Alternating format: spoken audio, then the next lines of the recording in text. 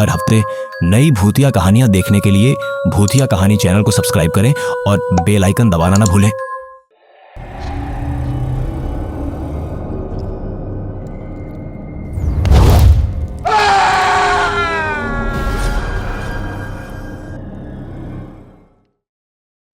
आशीष को किताबें पढ़ने का बहुत शौक था। कोलकाता में कॉलेज स्ट्रीट रोड पर टहलते हुए कुछ किताबें खरीदते समय आशीष ने एक पेड़ के नीचे कचरे के ढेर के पास से एक बहुत बहुत पुरानी किताब उठा ली। किताब घर लाने के बाद उसे पढ़कर पता चला उसमें प्राचीन मिस्र की मम्मी साधना के बारे में लिखा है और इस साधना में सफल होने पर मम्मी साधक की सभी इच्छाएं पूरी करती हैं। आशीष हिम्मत करके मम्मी से प्रार्थना करता है और अगले ही दिन उसकी इच्छा पूरी हो जाती है।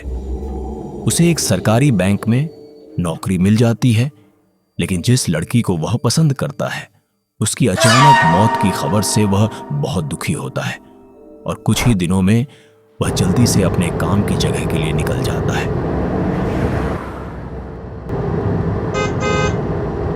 उनकी पहली पोस्टिंग कोलकाता से बहुत दूर एक आम गांव में एक छोटे से सरकारी बैंक में हुई। वहां जाकर वे पूरी तरह निराश हो गए। गांव में रहने की कोई अच्छी जगह नहीं थी और इस गांव से शहर की दूरी बहुत ज्यादा थी, इसलिए शहर से यहां बैंक में काम करना लगभग नामुमकिन था। आखिर में उन्हें सरकारी सिंचाई डिपार्टमेंट के एक छोटे से कमरे में जगह मिल गई। पहली रात बिस्तर पर लेटे हुए उन्होंने सोचा जल्दी से ऊपर वालों को बता दूं कि उन्हें उस गांव से कहीं और पोस्टिंग लेनी होगी। करीब 1 महीने काम करने के बाद उसे लगा कि वह यहां काफी अच्छा कर रहा है। बैंक में ज्यादा काम नहीं है, वह किताबें पढ़कर अच्छा समय बिता रहा है जो उसकी पसंदीदा एक्टिविटी है। और 2 दिन पहले उसके साथ एक ऐसी घटना हुई जिससे वह इस गांव में और भी ज्यादा फंस गया। उस दोपहर अचानक आसमान घने काले बादलों से ढक गया और तेज बारिश होने लगी। आशीष अपने ऑफिस में काम कर रहा था। बैंक का वॉचमैन आशीष के लिए रोजाना का सामान खरीदने गांव के बाजार गया था। अचानक तेज बारिश के बीच एक लड़की तेजी से बैंक में आई। आशीष उसे देखकर काफी हैरान हुआ और लड़की का चेहरा देखकर वह पूरी तरह चौंक गया। इतनी खूबसूरत लड़की तेज बारिश के बीच बैंक में क्यों आई थी? उसे जल्द ही पता चल गया कि लड़की ने तेज बारिश से बचने के लिए बैंक में पनाह ली थी। कुछ देर बाद उसने लड़की से बात की और पता चला कि वह गांव के मुखिया की बेटी थी। वह शहर के एक कॉलेज में पढ़ रही थी। वह छुट्टियों में उसके घर आई थी। तब से आशीष अक्सर छोटी मोटी परेशानियां लेकर गांव के मुखिया के घर जाने लगा। लेकिन अचानक एक दोपहर गांव की एक छोटी नहर के किनारे आशीष को काफी चिंता हुई जब उसने एक अनजान लड़के को गांव के मुखिया की बेटी के साथ देखा।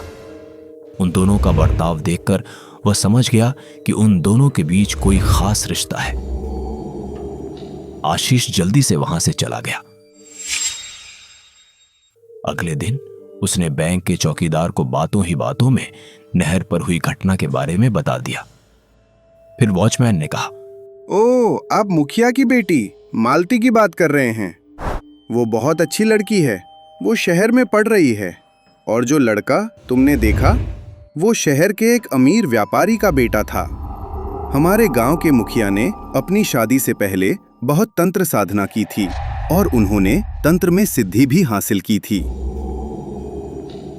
शहर के बड़े बिजनेसमैन शुवेंदु अधिकारी को हमारे गांव में स्कूल बनाने का काम मिला था।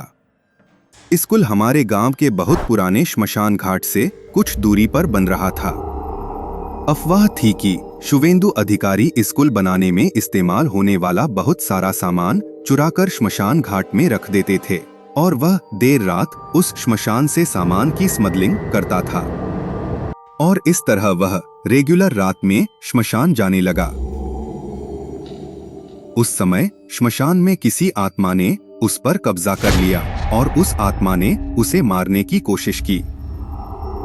हमारे प्रधान मशाई ने अपनी तंत्र विद्या से शुवेंदु अधिकारी को खतरे से बचाया। फिर शुवेंदु अधिकारी ने वादा किया कि वह फिर कभी चोरी नहीं करेगा और उसने अपने बेटे दीपक अधिकारी की शादी का प्रस्ताव प्रधान की बेटी मालती से रखा। प्रधान मान गया। कल तुमने जो लड़का देखा वह दीपक अधिकारी था, शुवेंदु अधिकारी का छोटा बेटा।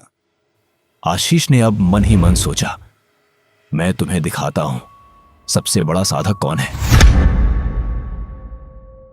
उस दिन अमावस्या की रात थी। आधी रात के आसपास आशीष निजुम श्मशान में एक बड़े पेड़ के नीचे बैठकर मिस्री भाषा में श्लोक पढ़ने लगा। उसके सामने पिछली मम्मी के कुछ फटे कपड़े रखे थे।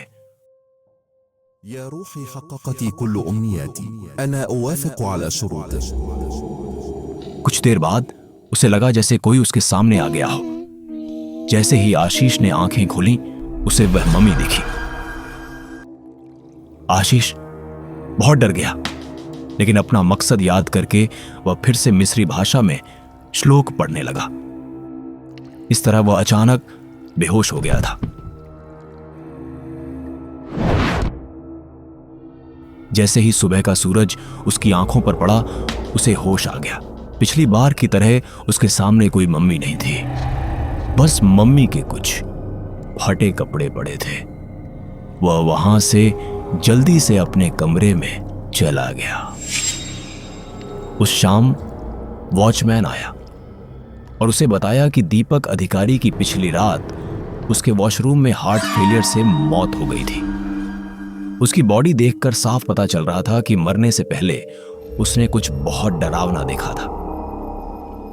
वॉचमैन के जाने के बाद आशीष गांव के मुखिया के घर जाने ही वाला था कि उसका फोन बजा। दूसरी तरफ से उसे पता चला कि उसके दोस्त सुबिमल की पिछली रात मौत हो गई थी।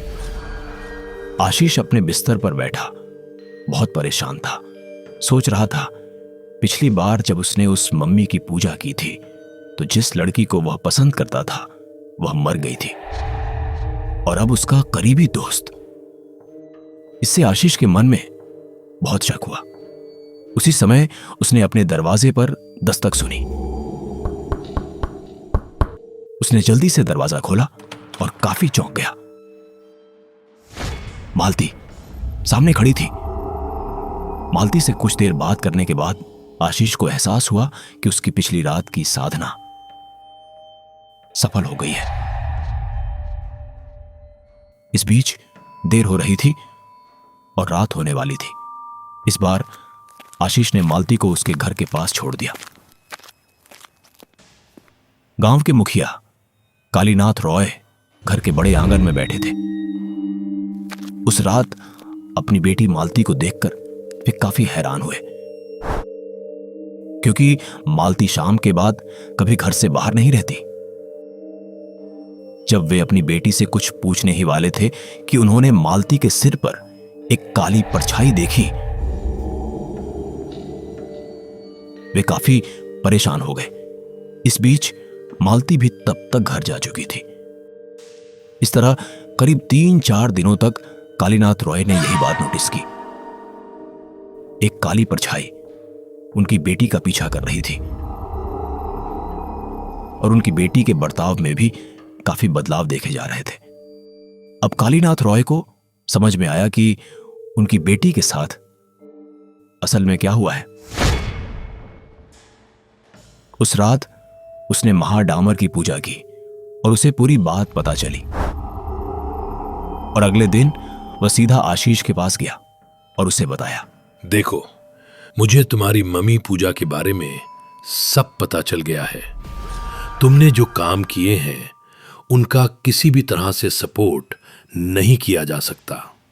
जल्दी से ये गांव छोड़ दो और उस मम्मी को जला दो। ये तुम्हारे लिए अच्छा होगा। कालीनाथ आशीष को कुछ कहने का मौका दे बिना चला गया। आशीष मन ही मन थोड़ा डरा हुआ था, क्योंकि बाहर के लोगों को उसका यह राज पता चल गया था और साथ ही वह काफी गुस्से में भी था। उसके जैसे महान संत का यह कैसा अपमान है। आशीष ने तुरंत बदला लेने का फैसला किया। कालीनाथ समझ गए कि लड़का इतनी आसानी से उनकी बात नहीं मानेगा, वह कुछ न कुछ करने की कोशिश जरूर करेगा। फिर उन्होंने अपने एक जान पहचान वाले को आशीष की हरकतों पर नजर रखने के लिए लगाया। ठीक 2 दिन बाद एक बारिश वाली रात में उनके नियुक्त जासूस ने कालीनाथ रॉय को खबर दी। रॉय साहब, खबर अच्छी है। आज रात आशीष शमशान घाट के उस छोटे से कमरे में गया जिसे आपने अपने निर्देशानुसार तैयार किया था। कालीनाथ रॉय के चेहरे पर मुस्कान फैल गई। इस बीच तेज बारिश के कारण आशीष ने श्मशान के इस छोटे से कमरे में अपनी मम्मी साधना शुरू कर दी। कुछ देर बाद बाहर बारिश रुक गई। उसी समय अचानक कमरे के चारों ओर आग लग गई। कालीनाथ रॉय को एहसास हो गया कि इस बार आशीष उससे बदला लेगा। उसने जल्दी से मम्मी साधना के बारे में जानकारी हासिल करना शुरू कर दिया। मम्मी के भूत को रोकने का एकमात्र तरीका मम्मी और साधक को एक साथ जलाकर राख कर देना था, और कालीनाथ रॉय ने ठीक यही किया।